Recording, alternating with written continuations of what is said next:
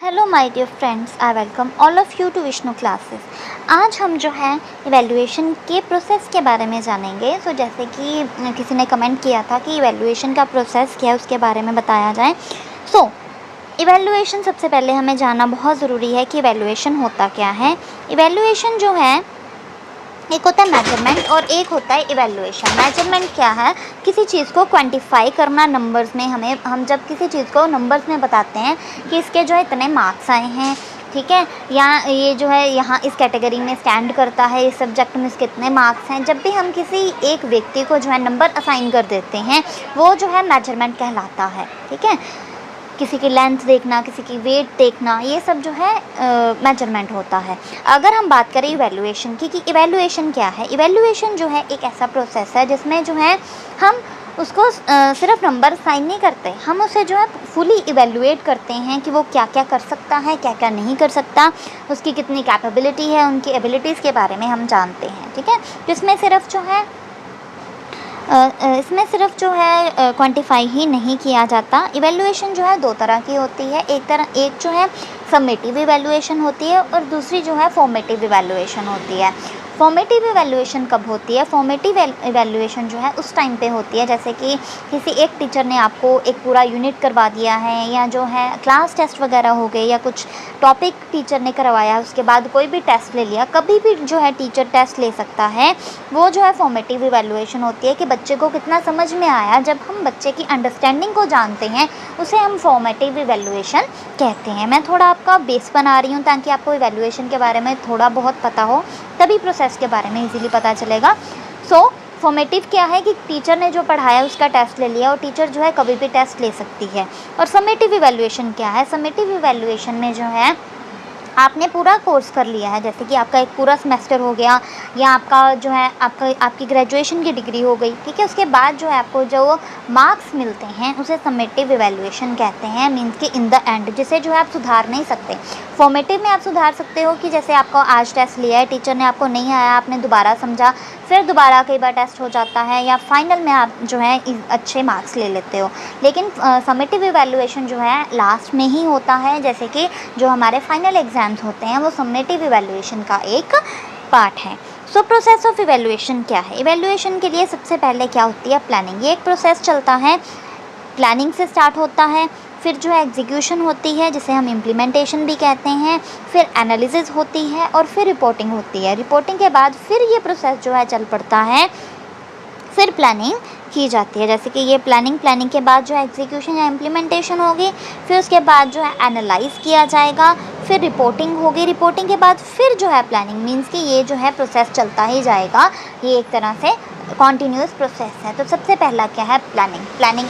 ये जो है सबसे, आप कह लो, इजीली आपको समझ में आ सकता है। आपने बीएड की है या बीएड कर रहे हो, तो इस टाइम पे जो है आपको लेसन प्लान्स बनाने होते हैं। तो लेसन प्लान जब बनाते हो, वो क्या है? वो भी एक तरह के प्लानिंग है, जिसमें आप क्या करते हो कि क्लास में आपने जाना है, तो बच्चों को जो है आपने ये टॉपिक करवाना है, इस टॉपिक में आपको कितना करवाना है, ठीक है। इस टॉपिक के जो मेन जैसे हम कहते हैं ना कि आज हम कैरेक्टरिस्टिक्स करेंगे, इसकी जो है टाइप्स कर लेंगे किसी भी कंसेप्ट की, फिर उसके बाद आगे हम इम्प्लीकेशंस करेंगे, या रोल ऑफ टीचर करेंगे। तो इस तरीके से आप डिवीज़न कर लेते हो। या फिर जो है छोटे बच्चे का अगर कोई चैप्टर ले लिया, एसएसटी का ले लो, चाहे मैथ का ले लो, चाहे साइंस का ले लो, तो जो है आप प्लान करते हो कि कितने दिन में आपको ये चैप्टर ख़त्म करवाना है, पहले जो है कितना करवाना है, अगले दिन कितना करवाना है, ठीक है। बच्चों को कैसे समझ में आएगा, किस वे से आपको पढ़ाना है, जो आप क्लास में जाने से पहले, ठीक है, करते हो, वो प्लानिंग होती है, ठीक है। तो इवैल्यूएशन भी ये है, इवैल्यूएशन भी वैसा ही प्रोसेस है जिसमें सबसे पहले प्लान किया जाता है, जिसमें सब्जेक्ट्स वगैरह जो है, सब्जेक्ट मैटर होता है, फिर उसके बाद उसको इम्प्लीमेंट किया जाता है। अब इवैल्यूएट के लिए प्लानिंग क्यों ज़रूरी है कि जैसे आप देख सकते हो कि बीएड का ही करिकुलम ले लो, तो उसमें जो है अगर टीचर्स बनाने हैं, एक तरह से टीचर्स जो हैं वो, उनको क्या क्या नॉलेज होनी चाहिए, ठीक है। तो उसके लिए जो आपको सब्जेक्ट मैटर लगाया जाता है वो क्या है? एक तरह से प्लानिंग है। फिर उसके बाद जो है एग्जीक्यूट किया जाता है, वो सब इम्प्लीमेंट किया जाता है, वो सब आपको पढ़ाया जाता है। पढ़ाने के बाद क्या किया जाता है? एनालिसिस किया जाता है। एनालिसिस किया क्या होता है कि आपके जैसे टेस्ट वगैरह जो है लिए जाते हैं, और फिर उसके बाद क्या है रिपोर्टिंग। रिपोर्टिंग क्या है कि जैसे हमारे रिपोर्ट कार्ड नहीं बनते थे उसी तरीके से कि कितना आपको समझ में आया, किस बच्चे को कितना समझ में आया, ठीक है, तो वो जो है रिपोर्टिंग होती है।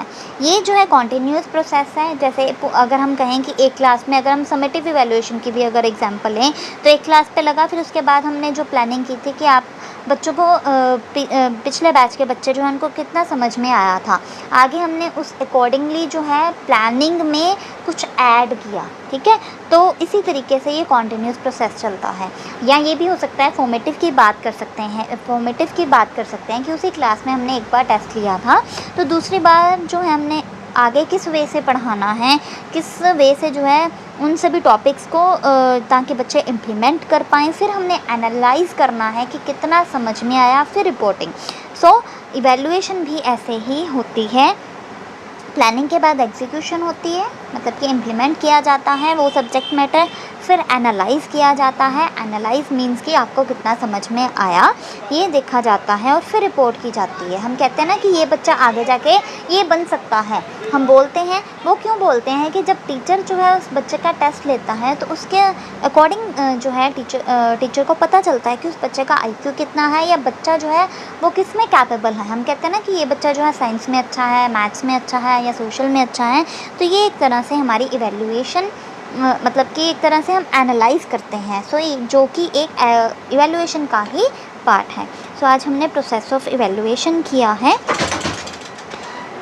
सो आगे जो है इसके करैक्टरिस्टिक्स भी होते हैं इवैल्यूएशन के, कि इवैल्यूएशन जो है वो एक कॉन्टिन्यूस प्रोसेस है। आप ये भी लिख सकते हो कि इवैल्यूएशन जो है वो कॉन्टिन्यूस प्रोसेस है जो कि लगातार चलता रहता है।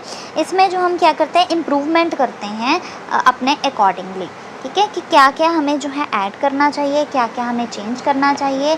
ये एक तरह से डेवलपमेंटल प्रोसेस है जिससे क्या होती है बच्चों की डेवलपमेंट होती है। इवैल्यूएट हम तभी करते हैं ताकि जो है बच्चे की डेवलपमेंट हो सके। अगर आपको बाई चांस क्वेश्चन आए इवैल्यूएशन पे तो आपने अब इसे अटैम्प्ट कैसे करना है। सबसे पहले इवैल्यूएशन की जो है आपने क्या होता है इंट्रोडक्शन बता देनी है, फिर उसके बाद आप मीनिंग बता सकते हो कि इवैल्यूएशन क्या होता है, ठीक है। फिर उसके बाद आप जो है उसकी टाइप्स बता सकते हो कि इवैल्यूएशन 2 तरह की होती है, फॉर्मेटिव और समेटिव। वैसे जो है 3 तरह की भी होती है, लेकिन मोस्टली जो है फॉर्मेटिव और समेटिव टाइप जो है यूज़ होती है।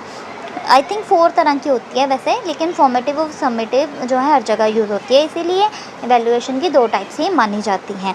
ये करके फिर उसके बाद थोड़ी सी आपको जो है इवैल्यूएशन के करैक्टरिस्टिक्स बता देने हैं कि ये कॉन्टिन्यूस है, डेवलपमेंटल है, ऐसे। फिर उसके बाद जो है प्रोसेस ऑफ इवैल्यूएशन जो है आपने ये डिस्क्राइब कर दोगे तो आपका लॉन्ग क्वेश्चन जो है वो बन जाएगा।